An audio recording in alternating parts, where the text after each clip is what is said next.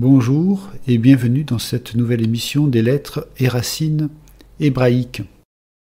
Abordons aujourd'hui un nouveau symbole retracé dans la Bible, celui d'un animal, l'âne. Avant de voir l'étymologie et les racines hébraïques rattachées à cet animal, voyons quelques remarques au préalable. L'âne a dans la Bible et dans l'Antiquité une place de choix. On le retrouve par exemple avec le personnage de Balaam dans l'Ancien Testament, qui a la vie sauve grâce à son ânesse. Son ânesse qui en sait beaucoup plus que lui, visiblement. On retrouve cet épisode dans Nombre 22, versets 21 à 35.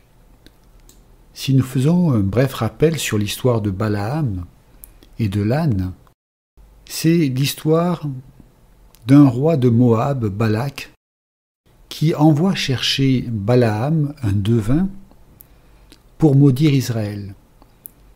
Ce dernier répondit que sans l'assentiment de l'Éternel, le Dieu d'Israël, il ne pouvait pas prononcer l'anathème. Alors qu'il part pour prononcer ces malédictions, un ange du Seigneur, l'épée nue à la main, s'opposa à ce que Balaam poursuivit son chemin. L'ânesse du devin, voyant l'ange, qui était invisible pour Balaam, refusa d'avancer. Lorsque son maître la frappa, elle se mit à parler. Balaam eut enfin les yeux ouverts pour voir l'ange. L'ange lui permit de poursuivre son chemin à la condition d'obéir à ce qui lui avait déjà été sévèrement prescrit. Au final, à plusieurs reprises sur la demande de Balak, roi de Moab, il fit ses incantations, mais consultant l'Éternel, au lieu de maudire Israël, il va bénir Israël. Voilà une belle histoire où l'âne fit preuve de sagesse et d'humilité, aide précieuse pour son maître.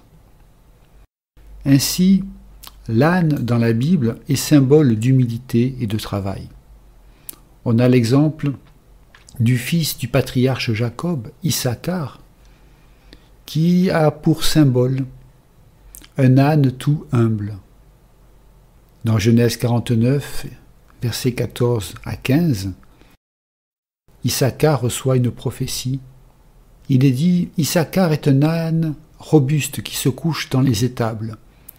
Il voit que le lieu où il repose est agréable et que la contrée est magnifique. Et il courbe son épaule sous le fardeau, il s'assujettit à un tribut. » Issachar, fils de Jacob, aura cette réputation d'être travailleur et robuste. Il n'entre pas dans les conflits, il est toujours attablé à son œuvre. Il a pour symbole l'âne humble et travailleur. La grande force d'Issachar est incontestable. Et cette force est non seulement physique, mais spirituelle. Et cela est symbolisé par un âne. L'âne est effectivement solide. Il a le pied sûr dans la marche, pouvant passer par des endroits impraticables pour toute autre bête de somme. Il transporte des charges d'un poids énorme. Dans l'Évangile, l'âne est présent aussi. À la naissance de Jésus dans la crèche, c'est lui qui va porter l'enfant pour fuir en Égypte. On le retrouve aussi à la fin de la vie du Messie pour son entrée à Jérusalem. Notons, pour l'anecdote, que beaucoup d'ânes ont d'ailleurs une croix faite de poils plus foncés sur le dos, contribuant à le maintenir dans ce rôle de porteur du Christ. C'est quelque chose de très beau. La nature même nous donne des clins d'œil comme cela. Clin d'œil du Seigneur. L'âne qui porte une croix faite de poils plus foncés sur son dos. Effectivement, l'âne va porter le Christ. L'âne est la bête de somme, l'humble animal que Jésus-Christ a choisi pour faire son entrée royale à Jérusalem. En référence avec le prophète Zacharie, qui annonça la venue du Messie, Il est écrit, Zacharie 9, verset 9, « Sois transportée d'allégresse, fille de Sion, pousse des cris de joie, fille de Jérusalem, voici ton roi vient à toi. Il est juste et victorieux, il est humble et monté sur un âne le petit d'une ânesse. » Voilà la prophétie de Zacharie qui s'accomplira des siècles plus tard par la venue du Messie et son entrée dans Jérusalem. Ainsi, lors de l'épisode des rameaux, Jésus entre à Jérusalem pour y être célébré comme roi. Il est assis sur un âne, plus précisément sur un ânon. On peut y voir un signe d'humilité, mais il faut savoir que les rois se promenaient couramment assis sur des ânes. Simplement, cet animal avait pour particularité qu'un roi ne s'asseyait dessus que pour ses activités pacifiques. Le roi montait sur un cheval seulement pour aller faire la guerre. Ainsi, s'il est précisé que Jésus entre à Jérusalem assis sur un âne, c'est pour dire qu'il est bien le roi que l'on attend et que l'on célèbre, mais qu'il faut le comprendre comme un roi de paix. Il ne vient pas pour imposer quelque chose par la force et la violence, mais il vient dans la douceur, dans la tendresse et dans la paix. Lisons Matthieu chapitre 21, versets 1 à 5. Lorsqu'ils approchèrent de Jérusalem et qu'ils furent arrivés à Bethphagée, vers la montagne des Oliviers, Jésus envoya 2 disciples, en leur disant « Allez au village qui est devant vous, vous trouverez aussitôt une ânesse attachée et un ânon avec elle. Détachez-les et amenez-les-moi. Si quelqu'un vous dit quelque chose, vous répondrez « Le Seigneur en a besoin », et à l'instant il les laissera aller. Or ceci arriva afin que s'accomplisse ce qui avait été annoncé par le prophète. Dites à la fille de Sion, « Voici ton roi vient à toi, plein de douceur et monté sur un âne, sur un ânon, le petit d'une ânesse. » Voyons à présent le mot en hébreu, le jeune ânon, haïr. Haïr, c'est un aïn, un yod et un resh. Cela veut dire le jeune ânon, et prononcer ir, ça a le sens de la ville et aussi de l'ange, le messager. L'âne, vénéré dans la tradition chrétienne, est l'animal aux longues oreilles. Il est lié à l'immortalité de l'homme qu'il porte sur son dos. Il y a l'âne de Balaam que nous avons vu précédemment, qui voit les anges et entend leur langage. Il y a l'âne qui préside avec le bœuf à la naissance du Christ, et il y a l'âne qui porte l'immortel, c'est-à-dire Jésus, la parole incarnée, qui le porte en Égypte pour le cacher, puis plus tard à Jérusalem pour l'exalter. Le Christ monte l'animal aux longues oreilles comme pour nous dire que celui qui a des oreilles entende, pour entrer dans Jérusalem et y mourir. L'âne est légendairement silencieux. Son silence est inséparable de son écoute. Revoyons la signification des lettres composant le nom de l'âne. Ce sera une révision utile. Dans l'ânon, il y a le haïn, le yod et le resh. Haïr, le jeune ânon.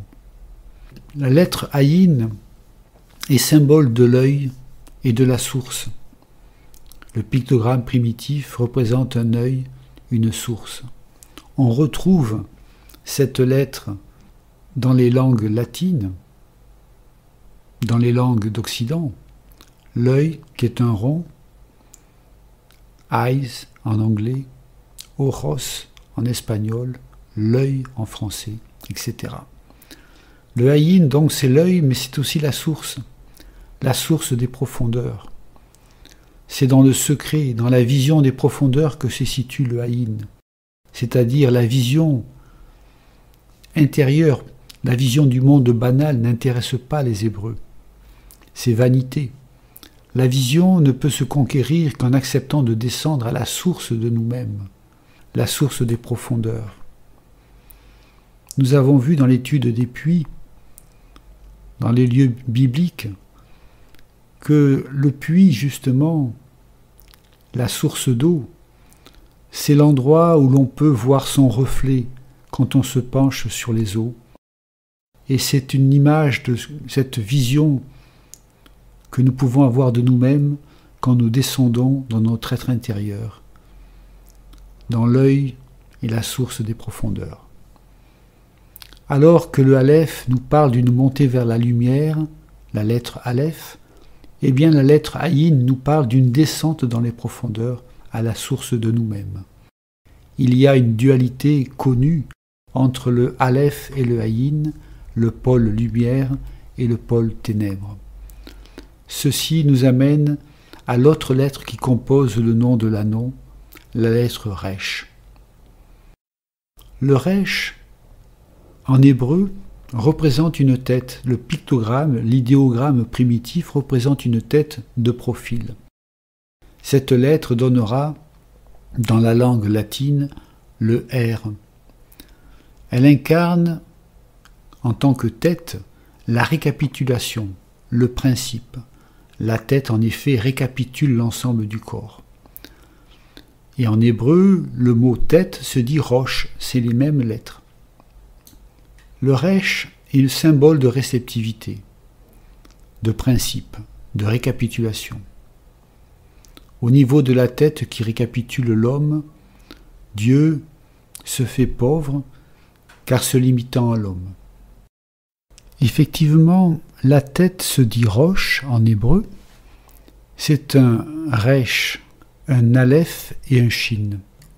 Donc on pourrait lire que la tête, qui récapitule l'homme, c'est Dieu, le aleph, qui se fait pauvre, resh et shin. La racine resh shin nous parle de la pauvreté, d'être pauvre. Ainsi, au niveau de la tête, eh bien, on peut voir que Dieu se limite en l'homme au niveau de la tête, qui est la récapitulation du corps entier de l'homme, appelé être connecté au divin. Contenant le Aleph, elle peut amener l'homme à rejoindre Dieu. Voilà une image de la symbolique du corps au niveau de la tête. Ainsi, les deux lettres, le Ayin et le Resh, que nous venons de voir, qui se situent dans le nom de l'anneau, le Ayin et le Resh nous parlent de cécité, d'absence de lumière. Ayin Resh, c'est la racine qui parle de cécité, d'absence de lumière. Et la racine de la tunique de peau, de la cécité, c'est la peau dont Adam est revêtu après la chute. Elle marque l'assombrissement de sa conscience, réduite au total inaccompli. La dernière lettre composant l'annon est le yod. Le pictogramme primitif est une main. Sa valeur numérique est 10. Le yod nous ramène à l'unité, au 1. La main détient la puissance divine créatrice, ainsi que la connaissance. Elle façonne, elle œuvre, elle harmonise. Le yod, dans la symbolique, est le germe divin, caché au cœur de la création, qui nous ramène à l'unité, c'est-à-dire à Dieu. Le yod, germe divin, nous parle du Messie, c'est-à-dire Dieu dans la création. Pour le chrétien, le Messie extérieur est venu, traçant de sa vie et de sa mort et de sa résurrection, le chemin intérieur que nous avons à suivre pour faire grandir en nous l'enfant divin et entrer dans notre dimension messianique. L'anneau, Ayin, Yod, Resh, qui nous parle de cécité, Ayin, Resh, concernant le Fils divin, le Yod. Là, il y a une symbolique merveilleuse. Dans ces trois lettres que nous voyons pour l'anneau, le Ayin Yod Resh, nous pouvons voir quelque chose de prophétique, c'est-à-dire la cécité, l'aveuglement, Ayin Resh, concernant le Messie, c'est-à-dire le Yod, le germe divin. Christ entre dans Jérusalem monté sur un ânon. Ce dernier, l'ânon, témoigne de la cécité d'un peuple concernant celui qui lui a été envoyé. Ils ne voient pas le Messie, c'est prophétique. Ils ne verront pas le Messie, ils ne le reconnaîtront pas. L'ânon témoigne ainsi de celui qui le monte, c'est-à-dire le Fils divin en tunique de peau, puisque la tunique de peau, c'est Ayin Resh, qui nous parle aussi de cécité. Donc l'ânon témoigne de celui qui le monte, le Fils divin, le Yod, en tunique de peau, Ayin Resh. Cela nous parle de l'incarnation de Dieu dans notre humanité. Voilà, l'émission se termine. Que le Seigneur vous bénisse richement et à bientôt.